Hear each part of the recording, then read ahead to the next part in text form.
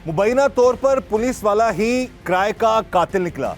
एक हाजिर service SHO जिसका नाम ज़िशान रंधावा है और इसके साथ एक और उसका साथी SHO sub inspector Kalbe Abbas, ये दो जो पुलिस अफसरान हैं, मुबैना तौर पर इन लोगों पर इल्ज़ाम है। और इस हवाले से जो सीसीडी ने जो कार्रवाई की है और जो सीसीडी के ऑफिसर हैं अतीक डोगर, उन्होंने इनको गिरफ्तार किया है, पकड़ा है।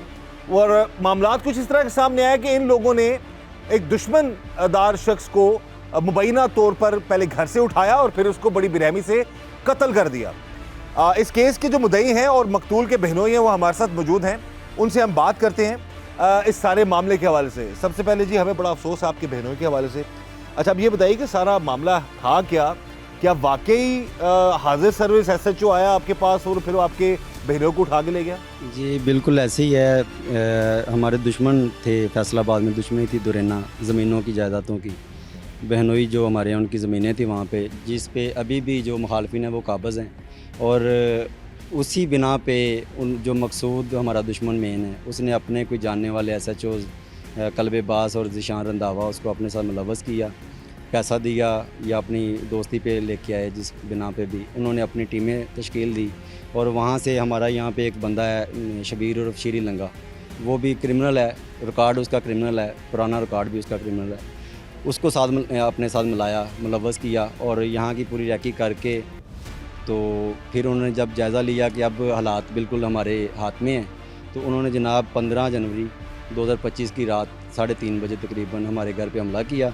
ये बाहर वाला मेन दरवाज़ा तोड़ा, छतों पे चढ़ के ये हमारी जो तारें लगी हुई थी बिजली वाली वो काटी।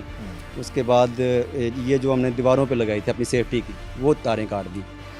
तो उसके बाद जनाब अल्लाह वो आए हैं, रोशनी जो बल्बों की है वो हो रही थी, उसके रोशनी के मतलब साए में उन्होंने दरवाज़ा अंदर वाला तोड़ा और अंदर से जो ना छोटा बल्ब 0 का बर रहा था, उसमें उन्होंने जनाब अल्लाह पहले बड़ा बल्ब ऑन किया। उसके बाद भाई को पहचाना, उसको पकड़ा, अंदर से खींच के बाहर ले आए जी। ये रेड उस दिन किन किन लोगों ने किया और किस इलाके की पुलिस ने किया? इसमें सर फैसलाबाद के थे, यहाँ कसौर की पुलिस नहीं थी। फैसलाबाद के थे, ज़िशान रंधावा था उस वक्त मौजूद यहाँ पे अंदर जो बाइक को लेने आए थे। ज़िशान रंधावा था, बावर्दी आया था, वो बावर्दी था, एसएचओ शबीर उर्फ शीरी था।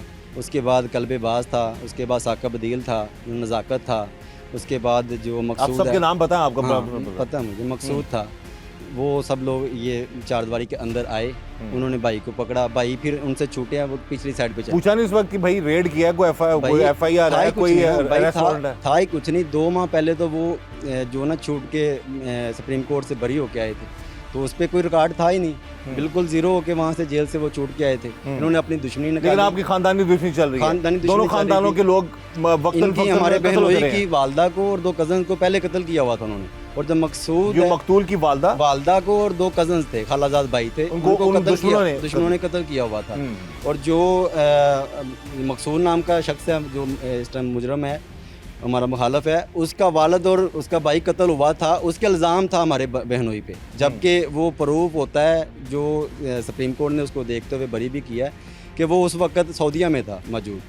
तो उन्होंने जनाब अल्लाह उस बिना पे, उस इल्ज़ाम में भाई 19 साल 20 साल सज़ा काट के आए थे, उस रंजश पे इन्होंने उठाया और ये ले जाके कत्ल। किस किस को लेके गए साथ? मुझे साथ लेके गए, मुझे भी। मैंने जब भाई दूसरी साइड पे इधर से छूट के भागे हैं, वहाँ हम भी उतनी देर में जाके अपने कमरे में सोए हुए थे। जब हम उठ के बाहर आए हैं तो हमने देखा कि हर तरफ भगदौड़ मची हुई है और पुलिस और सिविल कपड़े भी, मतलब बंदे। कितनी गाड़ियाँ आई वैसे जब? 4 गाड़ियाँ। 4 गाड़ियों में थे? 4 गाड़ियाँ थी, मैं वो भी बता सकता हूँ। उसमें एक ब्लैक फॉर्च्यूनर, एक ब्लैक प्राडो, एक ब्लैक विगोडाला था और एक वाइट किया सफ़ेद। सारी बड़ी गाड़ियाँ लेके? बड़ी गाड़ियाँ, छोटी गाड़ी प्राइवेट गाड़ियाँ थी सारी और बड़ी गाड़ियाँ थी। उन्होंने जनाब अल्लाह अपना वकूबा किया। यहाँ से मैंने भी भाग के पूछा भाई कौन हो आप, क्यों भाई को पकड़े? उतने में उन्होंने मुझे यहाँ से पकड़ा, मेरे सर में राइफल के बट मारे, तलाशने उनके पास थी और फायरिंग शुरू कर दी। उतने में भाई सब उठ गए, तो उन्होंने सोचा कि शायद ये हमें ना पकड़ लेंगे। उन्होंने फायरिंग शुरू और अंधाधुंध फायरिंग की है। हमारे पाँव में ऐसे पीछे हट के फायरिंग के ब्रेस्ट निकाल रहे हैं, डरा रहे हैं आप लोग? डरा रहे हैं हमें। लेकिन हम फिर भी भाई था हमारा, हमने उसको बचाना था, सारी बात है। लेकिन हम फिर भी आगे हो रहे थे। उन्होंने मुझे भी पकड़ा और घसीटते हुए भाई को और मुझे भाई गाड़ियों में ले जाके, एक गाड़ी में भाई को बैठा दिया, एक में मुझे बैठा दिया। और रास्ते में भी मारते गए मुझे और थप्पड़ इस तरह से बार बार। मैं पूछता था भाई कौन हो आप, क्यों हमें मतलब लेके जा रहे हो, क्या हमारा जुर्म क्या है?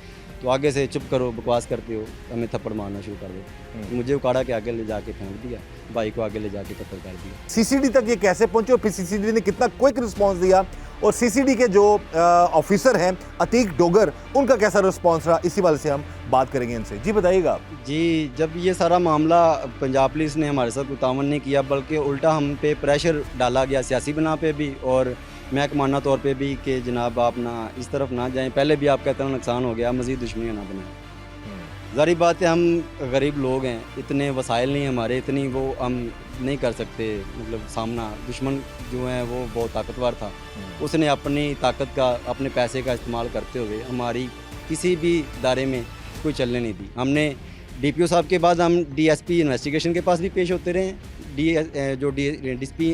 डिप्टी साहब हैं सदर के, उनके साथ सैफुल्लाह भट्टी साहब, उनके सामने भी पेश होते रहे, लेकिन कहीं पे हमारी कोई सुनवाई नहीं। सीसीडी तक कैसे पहुंचे आप? सीसीडी ने कितने अरसे में फिर जी, गिरफ्तार कर लिया? सीसीडी जो थाना चूंग है वहाँ पे किसी वाय से हमारा कोई ना मतलब किसी बंदे से हमारा दुआसलाम हुआ, उसको हमने अपना सारा हाल बयान सुनाया कि ये हमारे साथ वकूआ हुआ है और हमें 8 माह हो गए हैं जलीलो ख्वार होते हुए, हमारी कहीं पे कोई सुनवाई नहीं हुई। उल्टा हमसे सुलह के, हमें बाद में पता चला कि हमसे सुलह के जो कि अंगूठे सिर्फ हमसे ज़बरदस्ती लगवाए गए, बाद में उस पर सुलह का तहरीर करके अपने से, और उन्होंने कहा जी कि सुलह कर लिया और माफ़।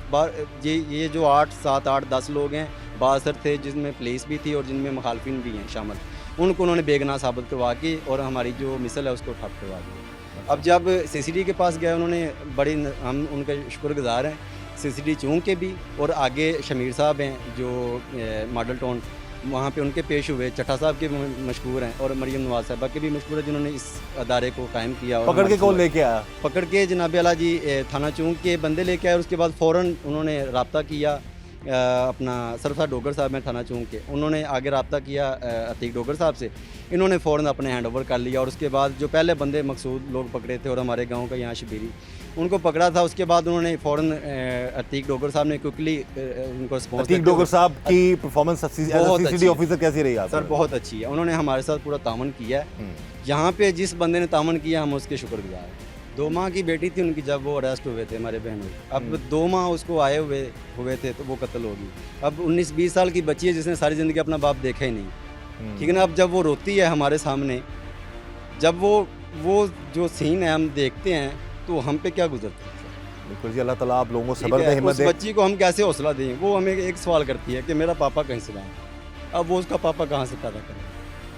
बरजी ये एक बड़ा वो कहते हैं ना कि एक दिल दहला देने वाली दास्तान है, जिसमें एक ख़ानदानी दुश्मनी थी, दोनों ख़ानदानों के लोग। हम तो कभी भी ये नहीं कहेंगे कि दुश्मनियाँ हों, चाहे उस दूसरा जो ख़ानदान है या इनके हैं, लेकिन एक अलमिया है कि ये मामला होता रहा। दुश्मनी है, हमने उनको पैगाम भी भिजवाए थे किसी तलक से कि उनको बोले हम दुश्मनी नहीं आगे चाहते। हमने रोक दिया था अपने बहनोई को, वहाँ से वो भाग के अपनी जायदादें भी छोड़ के, सब कुछ छोड़ के यहाँ पे हमारे पास पनाह लेके बैठे। अब आपके मुल्ज़मान सब गिरफ्तार हो चुके हैं? आप गिरफ्तार हैं, आप वज़ीर आला पंजाब मरियम नवाज साहिबा से हम उनसे कहते ये चीमा साहब से क्या कहेंगे? जी, हम जो चट्टा साहब हैं सेल जफ़र चट्टा साहब, उनसे भी हम यही अपील करते हैं कि हमारे जो मुजरम हैं जिन्होंने हमारे साथ ज़्यादती की है उनको कैफरे किरदार तक पहुँचाया जाए, कानून के मुताबिक। बिल्कुल ठीक है जी। और जो मरियम नवाज साहब है उनसे भी अपील करते हैं कि हमारे साथ इंसाफ का तकाजा जो वो पूरा किया जाए। हम इंसाफ के तलबगार हैं, हमारे साथ इंसाफ किया जाए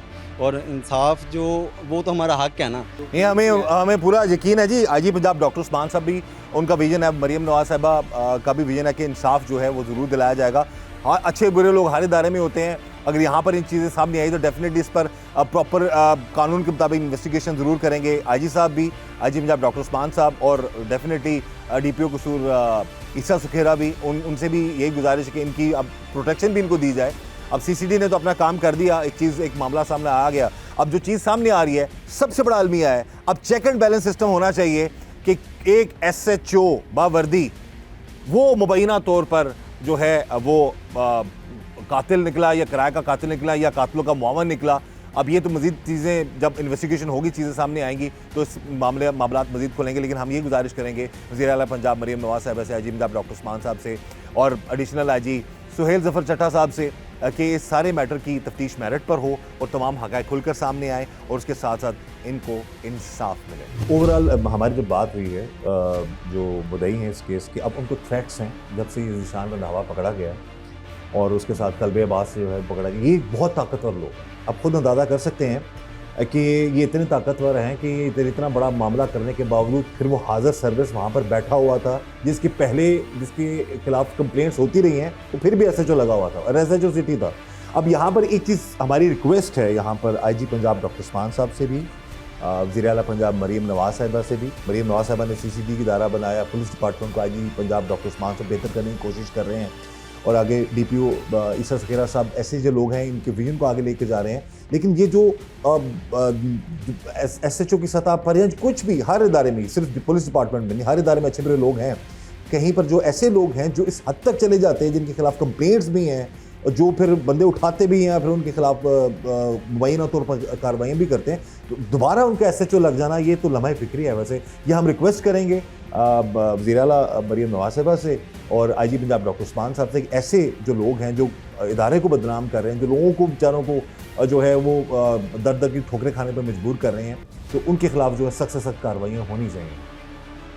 देखिए, बिल्कुल होनी चाहिए, आपकी बात 100% ठीक है। इखलाकी तौर पे, कानूनी तौर पे इसके अंदर एक मौक़िफ़ जो है वो, मैं being a devil's advocate, although कि मेरी उस पार्टी से कोई सिंपैथी नहीं है, जो उन्होंने किया बिल्कुल गलत किया, ना उसकी कानून में, ना शरअ में, ना इखलाकियात में कोई इजाज़त नहीं है। बट अल्टीमेटली अगर हम इस मुल्क के कानून की बात करें, जब कोर्ट के अंदर एक स्टेटमेंट होती है, जब मुल्ज़िमान की उस ग्राउंड्स के ऊपर बेल ले ली जाती है, एक स्टेटमेंट कत्ल की हद तक कंपाउंडिंग कर ली जाती है, तो फिर उसके बाद उन मुल्ज़िमान को फ़ायदा मिलता है।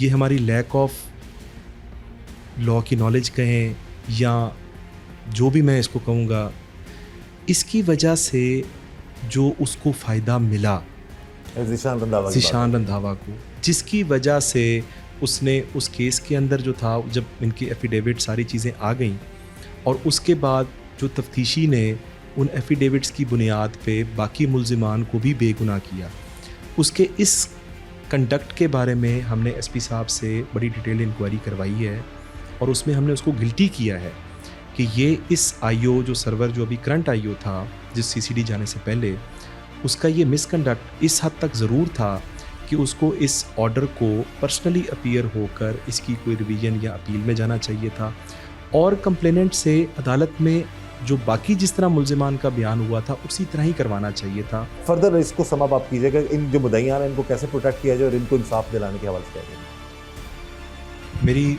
अभी जो मुद्दई हैं इनसे बड़ी डिटेल में बात हुई है, इनकी अगर सिक्योरिटी के हवाले से जो भी कंसर्न्स हैं, मैंने अभी SHO साहब को कॉल की है, उनसे ये कहा है, वो भी खुद इनके घर जाते हैं।